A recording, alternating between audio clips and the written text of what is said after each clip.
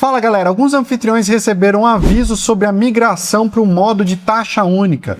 O Airbnb, na verdade, já fez movimentos parecidos anteriormente e o maior risco é você mudar de modelo sem reajustar os seus preços. Então, você continuar vendendo pelo preço antigo e depois acabar recebendo muito menos. Então, nesse vídeo a gente vai discutir o que são esses modos de taxa única, taxa dividida, o que o Airbnb falou aí para algumas pessoas, os cuidados que você deve adotar. Vamos discutir todo esse tema que sempre causa muita preocupação para os anfitriões. Então, não esquece, se você quer receber conteúdos mais profundos sobre o mercado de aluguel por temporada, se inscreve no canal, dá o like no vídeo, que assim você ajuda a gente a divulgar mais nosso trabalho, nosso conteúdo e nos incentiva a continuar criando esse tipo de material para vocês. Vamos lá! Então, o primeiro aviso é para que você olhe na plataforma se chegou alguma mensagem. Você também pode olhar lá no seu e-mail, porque as datas e as condições podem variar entre os anfitriões. E eu, por exemplo, eu não recebi esse aviso, porque eu já estou no modo de taxa única há algum tempo, então eu não recebi essa informação. Mas vários dos meus mentorados, as pessoas que estão nos meus programas de profissionalização, me procuraram perguntando o que era isso e o que fazer. A gente vai tratar disso nesse vídeo. Então vamos lá, eu vou pegar meu tablet aqui para me ajudar a explicar. Olha só, o Airbnb sempre trabalhou com dois modos, com o modo de taxa dividida, vou colocar só aqui taxa dividida, e o modo de taxa única. O que é isso, Márcio? O Airbnb não cobra ali a comissão dele sobre as reservas? Então, na taxa dividida, o que acontecia? Ele normalmente, ele começava lá atrás no passado a cobrar 3% dos anfitriões e ele cobrava cerca ali de 13% dos hóspedes. Com o tempo isso foi aumentando, depois chegou aqui a quase 4% e aqui chegou algumas vezes aí a 15%, 14%, vamos colocar 14% aqui para o Airbnb, depois o Brian Chesky não me ligar. E no caso da taxa única, muitas vezes era cobrada aqui uma taxa única de 15%, mas agora o pessoal aí já está falando que está chegando em 16,6%, que incorporou ali alguns impostos, algumas coisas, enfim, está sempre aumentando essa taxa. E o Airbnb, na medida que foi ganhando mercado, ganhando posicionamento, ele vai, enfim, aumentando. Isso é parte, acontece em todo o oligopólio. Nesse caso aqui a gente está falando de Airbnb, Booking, e o Booking, inclusive, já há muito tempo trabalha aqui nesse modo de taxa única, porque ele sempre cobrava ali, começava com 13%, inclusive está tendo movimentação nas redes hoteleiras lá na Europa, que estão se insurgindo contra a Booking, porque a Booking resolveu reajustar as taxas cobradas por lá. Então, como que ficava? Vamos dar um exemplo aqui. Então, digamos que tinha uma reserva R$300. O que isso significava? No modo de taxa dividida, significava que o hóspede ia pagar aqui mais 13%. Então, ele pagava, se era R$300, ele pagaria aqui 339. Então, isso aqui que o hóspede ia ver, o hóspede ia pagar. E o quanto que o anfitrião ia receber? O anfitrião ia receber os 300 que ele definiu ali para o valor daquela estadia, menos 3%. Então, aqui, menos R$9, ele receberia R$291. Era o valor que ele receberia direto. No caso da taxa única, então, digamos que fosse R$300, não haveria essa cobrança aqui de cima. Essa cobrança para o hóspede não iria existir. E o anfitrião seria descontado de 15%. Antigamente, agora está dando mais. Então, 15% seria aqui menos R$45. Então, a gente estaria falando de 255, tá? No modo de taxa única, para que você não receba muito menos, você tem que reajustar esse preço aqui, essa precificação, para que quando tiver o desconto maior, você consiga receber o valor equivalente a mais ou menos o quanto que você receberia antes. Então você tem que reajustar o seu preço, fazer a conta. A gente tem até uma ferramenta lá no nosso Clube dos Anfitriões para que as pessoas calculem certinho esse valor aqui. Mas é bem simples. No final das contas menos a taxa cobrada do Airbnb, tem que chegar no valor que você quer. Então, o cuidado que tem que ter é que quando essa mudança, se essa mudança se confirma, você precisa fazer o reajuste dessa tarifa aqui, caso contrário, você vai receber muito menos. E às vezes as reservas são mais altas e tudo mais, e aí pode acabar ficando dolorida essa diferença para você. A verdade é que assim, Já aconteceu outras vezes do Airbnb querer fazer esse movimento. Já teve outras vezes que o Airbnb falou, olha, é a última semana da taxa dividida, vai todo mundo migrar, chegou aquele pânico e tudo mais, e depois eles recuaram e mantiveram. Será que dessa vez vai ser verdade? Será que eles vão confirmar ou não? Não sei, né? Isso já é uma questão que está na mão aí do Airbnb. Então, o cuidado que você tem que ter é acompanhar, ter certeza de que você se enquadra nisso, e a partir do momento que virar, você tem que adotar. Aí você pode ter duas posturas, né? Tem gente que está falando assim, Márcio, você pode... tem gente que vai querer mudar agora, né? Mudar agora. E tem gente que quer esperar até o último minuto. Até o último minuto. Último minuto. Se você mudar agora, provavelmente, independente do Airbnb dar opção ou não, você muda e provavelmente você não vai nem conseguir voltar, acredito eu. Agora, se você esperar até o último minuto, vai que o Airbnb desiste, né? Você teve a vantagem, você continua na taxa dividida ali, se é o que você gosta de fazer. Bom, qual a vantagem e desvantagem de cada opção?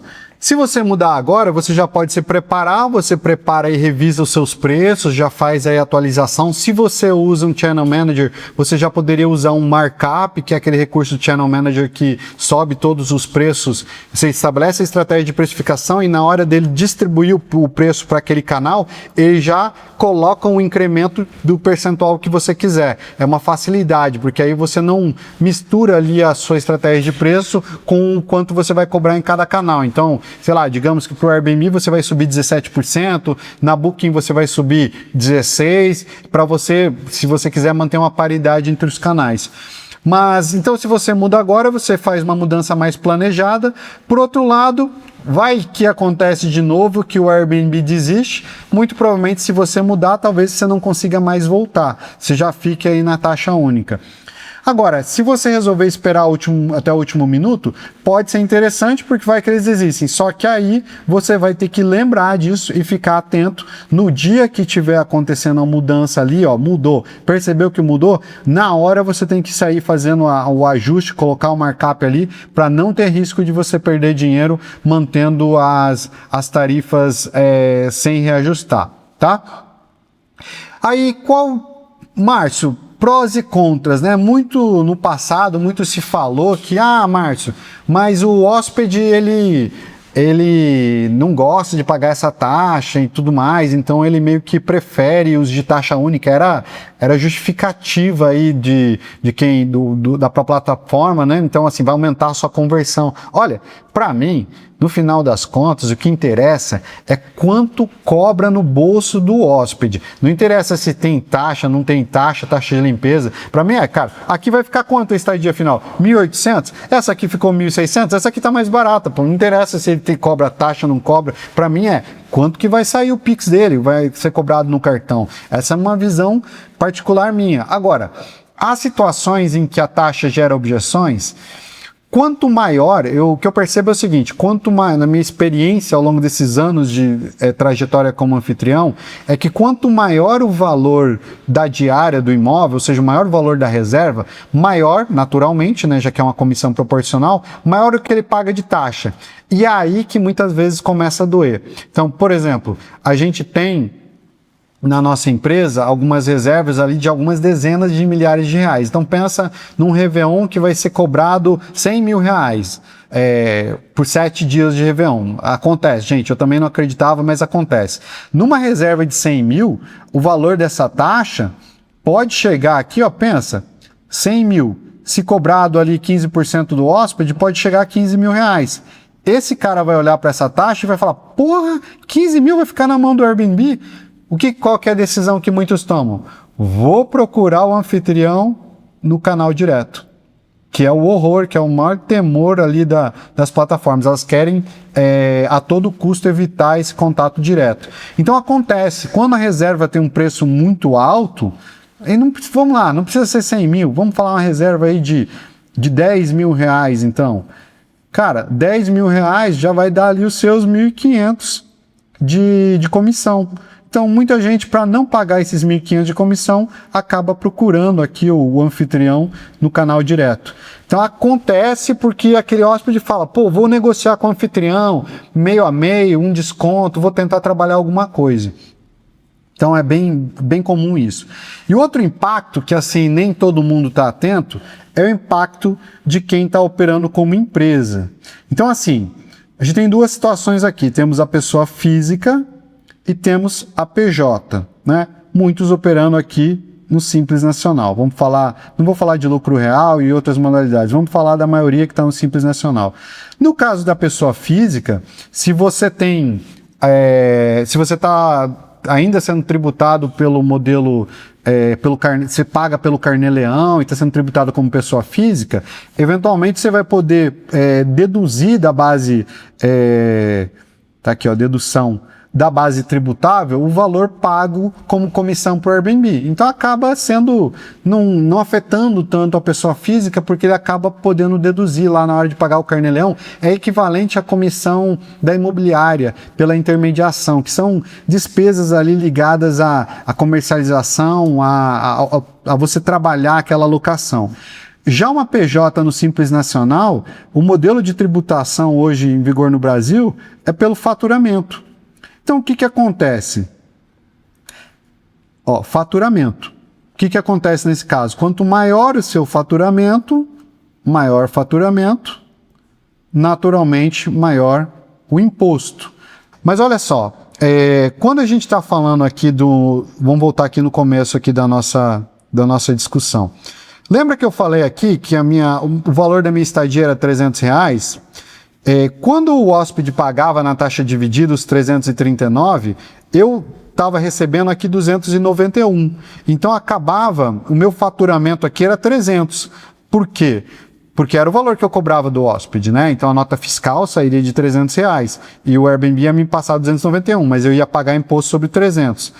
Só que agora, como eu vou pagar toda a taxa única, esses 15, 16, o que eu tive que fazer para continuar recebendo os 291? Que a gente começou falando no vídeo nisso. Esses 300 aqui vai ter que subir, vai ter que sofrer um reajuste. Então eu vou cobrar lá, sei lá, vou colocar aqui 340. Estou chutando, tá, um valor.